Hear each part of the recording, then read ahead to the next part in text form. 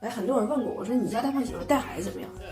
就带孩子怎么样？怎么说呢？老二呢，就老二还没看着亲爹呢。那么老大呢，实话实说，就刚出生的事儿哈，就是无论哪边算，无论哪根葱，新手爸爸指不上，天下都相同。我觉得当爸和当妈在经历培训和磨练之前是有本质区别的。当妈是只要这孩子在呼吸，就有一堆事儿可愁；当爸是只要这孩子还在喘气儿，就没有事儿可愁。妈是孩子一顿奶没吃足毫升就睡不着，爸是这孩子还有生命体征就能睡着。我有时候都问他，我说你心咋这么大呢？就咋就能睡着呢？我老公说，就用你们的话说，我是比较佛系。我说你这不叫佛系，你是要圆寂，你是要圆寂。我女儿刚出生的时候，那给我老公歇的，直接就塞到衣服领子里头去了，就像揣个耗子似的。完我就进去检查去了嘛。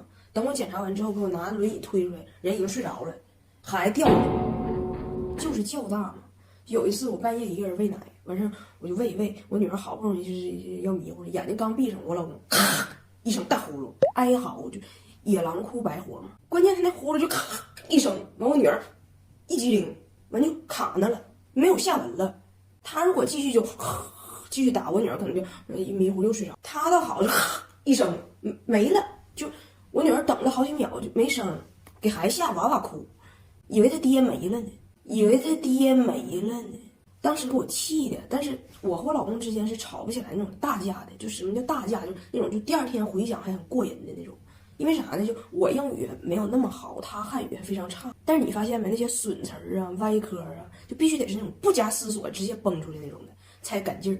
你只要一寻思、一翻译、一琢磨，完了就相当于加个刹车片，那架吵的就减震了，就那感觉就好比你拎根蔫巴葱敲个蔫巴骨，这边没劲儿，那边没响，一个不赖一个。我哄孩子哄半宿，让他嘎一声给我就嘎废了。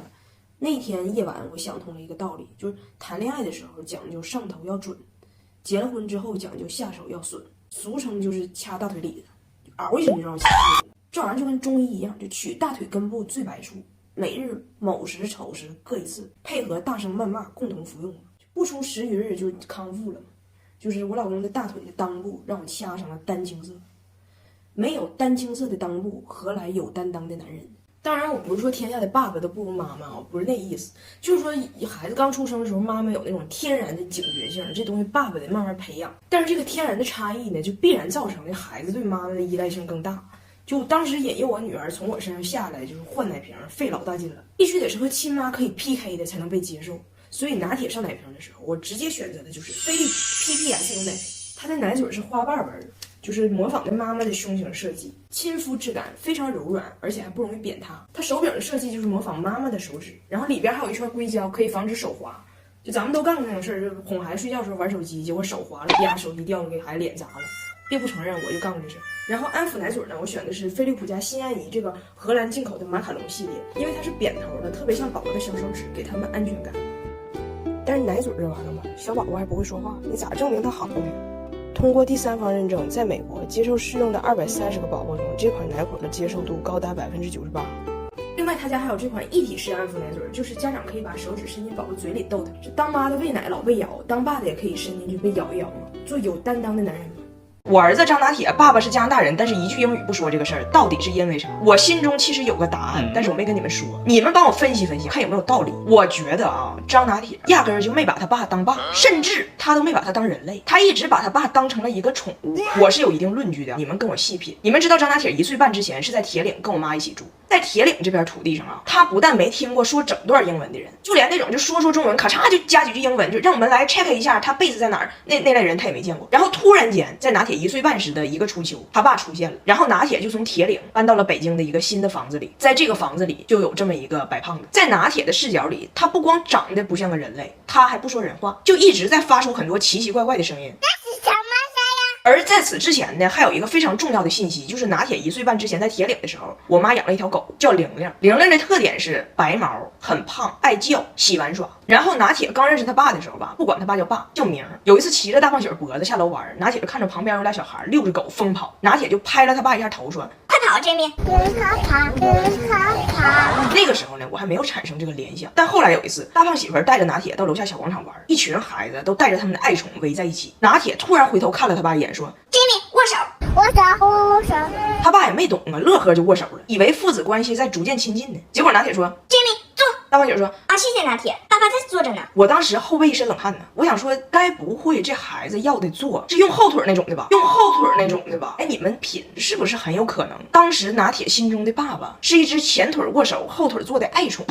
我就发现其实拿铁对这个庞然大物啊，他是非常喜欢的，但是他选择和他相处的方式完全是模仿我妈和玲玲的方式。玲玲胖，我妈怕他热，天一热就领他去那个宠物美容院，告诉人家说给搅光光，要不狗热。我家人都逗这个事儿，玲玲又要搅光光了，又要搅光光了。然后有一次在铁岭，我老公要去剪头，带着拿铁去的。我老公汉语不好，到那叽里哇啦说一堆，人理发师也没太听懂。结果拿铁直勾的看着理发师，给 Jimmy 搅光光，搅光光。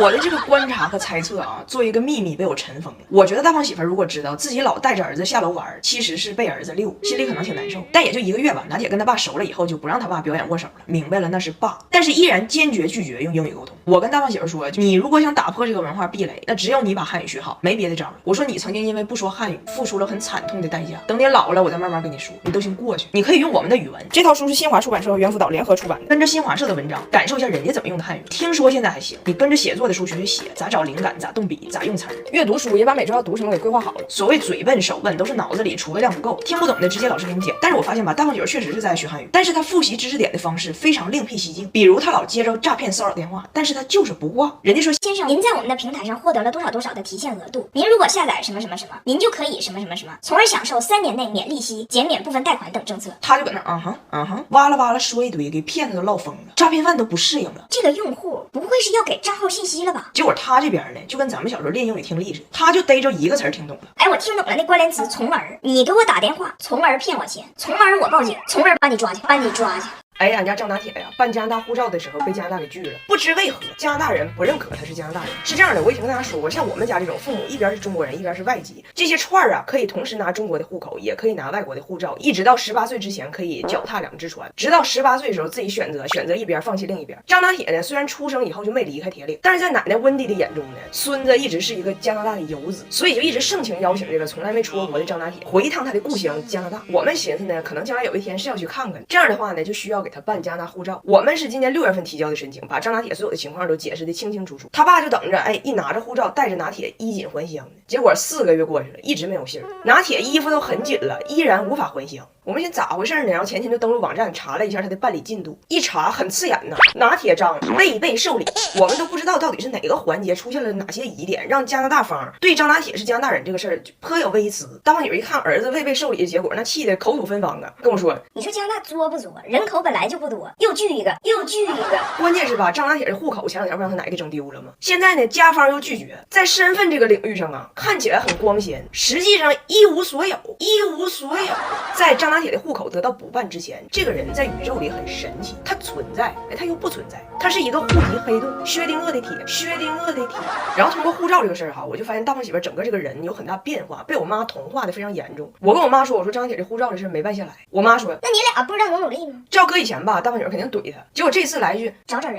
我妈说，哎，让铁岭户籍科给递个话，这相关部门系统都联网的。大胖媳妇说，那给送点锦旗啥的。我妈说，锦旗不行，你得整个月饼啊，这个大闸蟹呀，这个礼盒之类的。大胖媳妇说，咚，月饼底下放张卡，俩人就击掌相庆了。还得我说你别搁这扯淡，现在没有人整这事儿了。他这个被同化体现在方方面面，买了3箱邦宝适拉拉裤，说是搞活动。我说现在用京东 Plus 囤邦宝适不用等折扣。这几天从北京到铁岭，张拿铁在高铁上跟着一路折腾，邦宝适散热拉拉裤全程 hold 住，所以家里离不开邦宝适兜着，大人少操心。最严重被同化的就是儿子的教育问题。张拿铁不是被双语幼儿园给拒了吗？他以前根本就不在意，说咱儿子最适合应该去母校，去什么双语。现在被我妈洗脑啊，认为教育非常重要。昨天跟我说，实在不行咱也找人，不行的话我打个电话，咱领他去找我老公吧，能给办。我听完都懵了，他以前也没提过有这个人啊，唠半天我才明白，他认为他现在汉语越来越好了，开始炫技了。他认为中国人的汉语好，最能体现炫技的一个技巧就是缩读，比如你把工商银行简称为工行，这就能体现你汉语好。他也炫技，他想说的是不行的话找人，找他以前工作过的幼儿园，也就是他老的工作，他自己给缩写了，结果就是要领我和孩子去找她老公，找她老公。我今天在东北，这花叫啥？张拿铁，你加拿大护照没办成。可是我赢了。拿去，我给你。